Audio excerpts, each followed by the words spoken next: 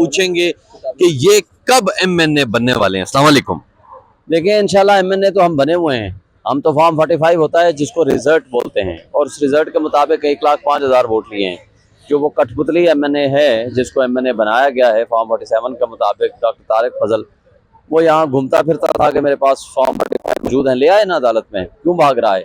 क्यों election commission के पीछे जाकर छुप रहा है? तो बात यह है कि हम अल्हम्दुलिल्लाह जीते हुए हैं। नोटिफिकेशन उन बेईमानों ने एक जाली, एक कागज़ का टुकड़ा लहरा के बना के वो वहाँ अल्लाह के पाक नाम के नीचे झूठा एफिडेविट ले रहे हैं। तो सब कुछ गलत है इंशाल्लाह। तो इतनी देर क्यों हो ये? देखिए यहाँ से फैसला होने वाला था, ये भाग के चले गए। आपको पता है इलेक्शन कमीशन, और जो कुछ इलेक्शन कमीशन जराइम की आमाजगाह बना हुआ है उन्होंने उठा करके ऑर्डर करके ट्रांसफर कर दिया, और उसको हमने फिर चैलेंज किया। अभी वो स्टे हो गया कल परसों। तो अब हम इंशाल्लाह हमारा केस लगेगा फौरी तौर पर। अगर इस बजट की बात की जाए तो शेख साहब इधर इतने ज्यादा टैक्सेस लगाए गए, अवाम के पास पहले खाने के लिए कुछ नहीं, अब अवाम का क्या बनेगा? देखें, सदर हाउस को में 67% बजट बढ़ाया है सदर हाउस का, और वजीर आजम हाउस का मेरा ख्याल है तकरीबन 48% शायद बढ़ाया है। तो इनको 18 बिलियन डॉलर मुफ्त मुराद खा रहे हैं। ये बदमाशिया जो बैठा हुआ है, ये असल खराबी की जड़ है। पैसा आता है मनी लॉन्ड्रिंग के जरिए बाहर भेज देते हैं। मुझे बताएं मोहसिन नकवी के पास कहाँ से इतना पैसा आ गया, और अगर आया है तो उसकी तहकीकात क्यों नहीं कराई गई? जरदारी का, मरियम नवाज का, नवाज शरीफ की सारी फैमिली के सारी प्रॉपर्टीज वहाँ हैं। सिर्फ दुबई में 12.5 बिलियन डॉलर जो है वहाँ पड़ा हुआ है इनके एसेट्स। तो मुझे बताएं, साबिक जर्नैल हैं, कहते हैं हम अज़्म इस्तेहकाम पाकिस्तान करने लगे हैं। भाई इस्तेहकाम तो खुद ब खुद आ जाएगा। अपना पैसा इधर ले आओ, मनी लॉन्ड्रिंग वाला पैसा पाकिस्तान में ला के रख लो, खुद ब खुद इस्तेहकाम आ जाएगा। कभी किसी नैब ने पूछा, किसी FIA ने पूछा, किसी ने आज तक पूछा कि ये पैसा कहाँ से आया? वो टिकटॉक बनाने वाली वो डाकू रानी पंजाब में जो बैठी हुई है, उसका मसाज सेंटर है जी दुबई में। भाई कहाँ से पैसे आए आप बताएं तो सही, किस जरिए से आप लेकर गए हैं?